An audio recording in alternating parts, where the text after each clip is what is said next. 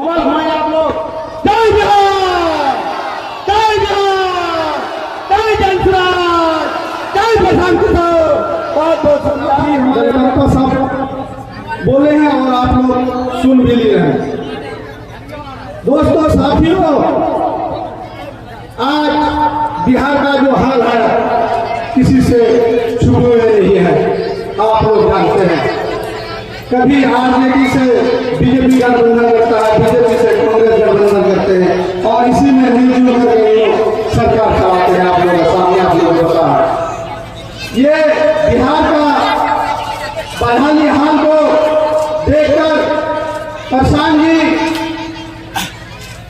जो बिहार में चलने लगे पैदल और उन्होंने 5000 किलोमीटर तक पैदल चला और चलकर लोगों के पास गए, गांव पर, मोहल्ला में, दुकानों में, बाजार में, नाली में, एक एक आदमी के पास उन्होंने पहुंचा और पहुंचकर सभी से 5 एजेंडे में क्या है दोस्तों।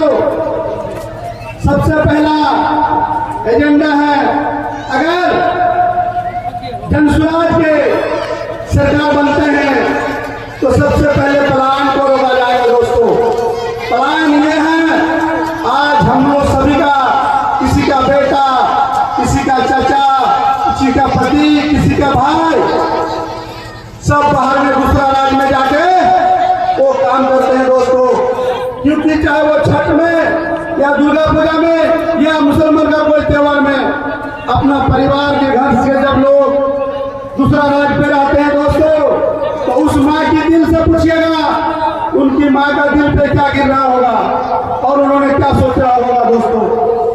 तो वो सबसे पहले पलायन को रोकेंगे और सरकार बनने पर 10 से 15 हजार का नौकरी देंगे दोस्तों, ये गारंटी है दोस्तों।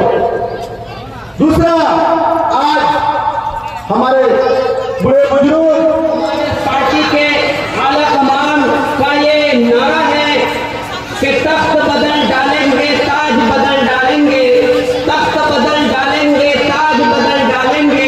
यही वो जनसुराज है जो पूरे बिहार को बदल डालेंगे। तो मेरे भाइयों, मैं अपनी बातों को आगे बढ़ाते हुए मैं आप लोगों को ये पैगाम देना चाहूंगा कि आज हम लोग जिया पोखर की सरजमीन से यहाँ पर आए हुए हैं।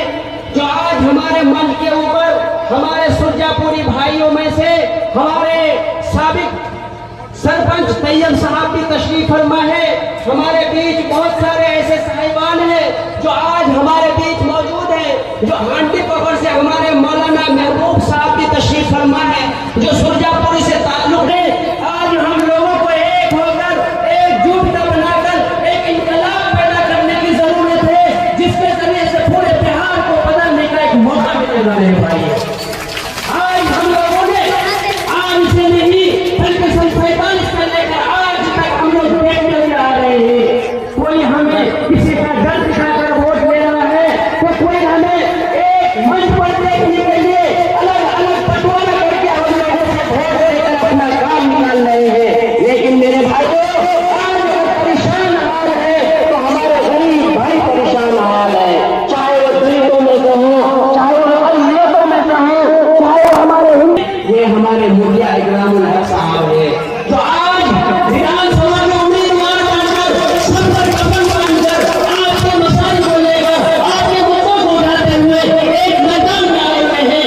आप लोगों का फर्ज बनता है, हम लोगों का फर्ज बनता है कि ऐसे शख्स को आगे बढ़ाने की जरूरत है जो हिम्मत और हौसला का बादशाह बना हुआ है। मेरे भाइयों, मैं आपसे यही कहता है, ये वोट देने वाले कौन है मेरे भाइयों? मैं आप लोगों को ये आगाह कर देना चाहता हूँ, तमाम लोगों को मैं आगाह कर देना चाहता हूँ कि उनकी इंसानियत, उनकी शराफती और उनकी दोस्तारी और उनके अंदर जो सूझबूझ का समझदारी का एक हिस्सा है, अगर आप कोई अगर उनको गाली भी दे देंगे तो मेरे भाइयों हंसकर टाल देने वाला नौजवान है।